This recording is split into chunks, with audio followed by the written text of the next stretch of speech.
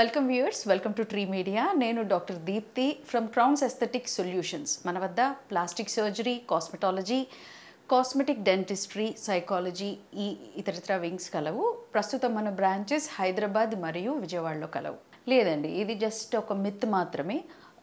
ఎందుకంటేనండి, ఇప్పుడు ఈ రకంగా చూసుకుంటే పెళ్ళైన వాళ్ళందరికీ బట్టతల రావాలి ఈ లెక్కన చూసుకుంటే.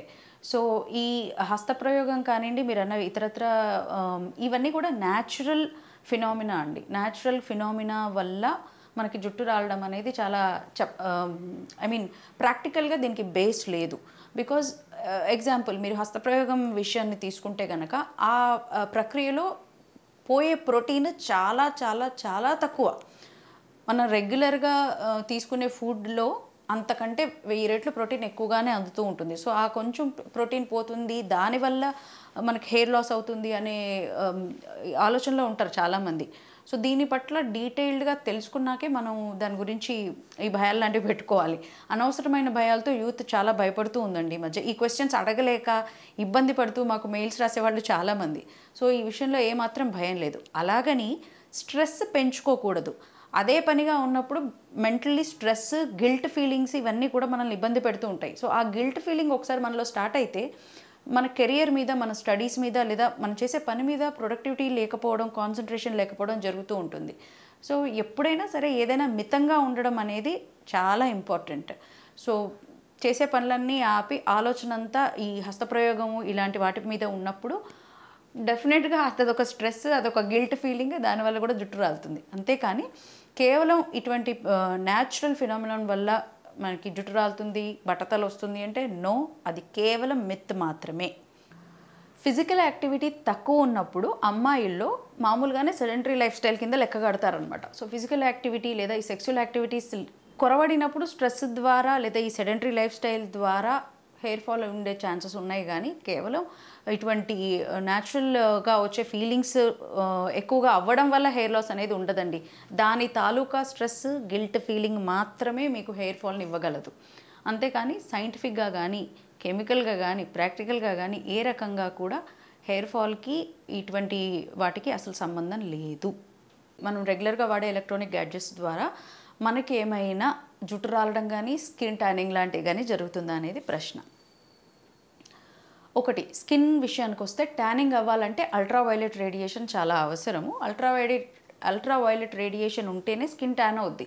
మిగతా బేసిక్స్ బ్లూ స్క్రీన్ లేదా ఈ ఇతర లైట్స్ ద్వారా డ్యామేజ్ ఉంటుంది, కానీ యూవీ రేడియేషన్ అంతగా ఉండదు.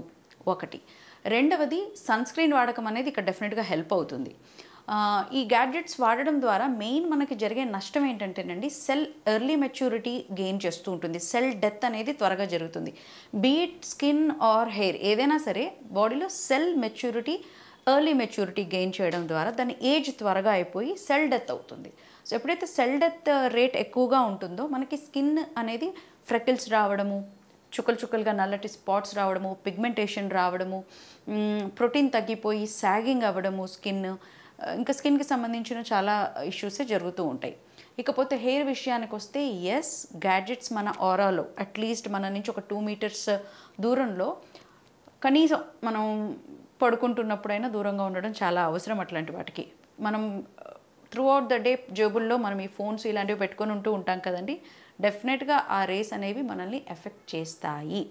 సో స్కిన్ విషయానికి వచ్చినా, హెయిర్ విషయానికి వచ్చినా సెల్ ఎర్లీ మెచ్యూరిటీకి గురవడం. ఫర్ ఎగ్జాంపుల్ హెయిర్ విషయం తీసుకుంటే మన సెల్స్లో, ముఖ్యంగా హెయిర్ సెల్స్లో మెలనోసైట్స్ అనేవి బాగా యాక్టివ్గా ఉండి మనకి జుట్టుని నల్లటి రంగు లేదంటే దానికి ఏ రంగు అయితే ఇవ్వాలో ఆ రంగుని ఇవ్వడంలో ఈ మెలనోసైట్స్ హెల్ప్ అవుతూ ఉంటాయి కదా.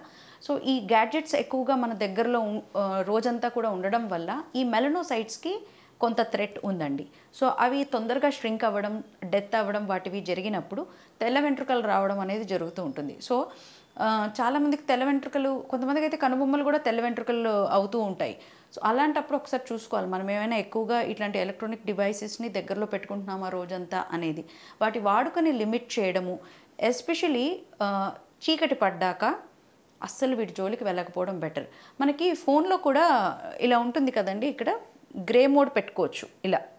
So as the day goes down మనకి ఎండ తగ్గుతున్న కొద్దీ ఇది గ్రే మోడ్లోకి తెచ్చుకోవడం చాలా అవసరం. ఇంత బ్రైట్గా చూసుకోవాల్సిన అవసరం లేదు. సో ఈ చిన్నపాటి స్క్రీన్ లైట్ కూడా డెఫినెట్గా మన సెల్ మెచ్యూరిటీ మీద ఎఫెక్ట్ చూపిస్తూ ఉంటుంది. సో ఈవినింగ్ కాగానే కాస్త గ్రే మోడ్లో పెట్టుకోవడం, వీలైతే రాత్రిపూట బాగా వెలుగ్గా లైట్స్ లేకుండా చూసుకోవడం, డిమ్గా ఉంచడము, ఎర్లీగా నిద్రకి ఇవన్నీ కూడా హెల్ప్ అవుతాయి. అండ్ ఈ డివైజెస్ వల్ల అయ్యే నష్టాన్ని కూడా మనం ఈ రకంగా దూరం పెట్టచ్చు.